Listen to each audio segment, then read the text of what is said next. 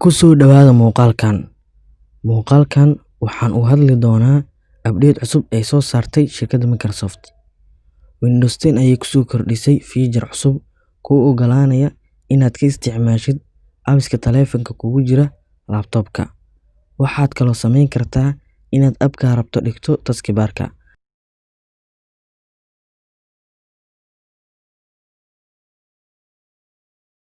Haddaba feature-kan cusub wuxuu u shaqayn doonaa oo kaliya users-ka haysta taleefanada Samsung-ka.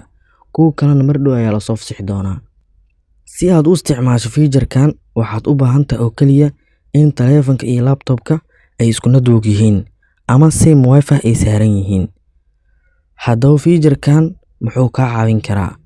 Feature-kan wuxuu kaa caawin karaa inaad taybinka aad ka caajisin aad baratid. Inkastoo ay jirto game lagu barto, laakiin adiga waxaad samayn kartaa inaad fariimaha aad ka diri lahayd mobilka aad ka dirto laptop-ka. Adigoo feature-kan ka faa'iideysanaya, taybinkaaga waad ku horumarin kartaa.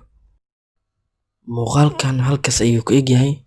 Haddii aad ka heshay like saar, la wadaagna asxaabtaada.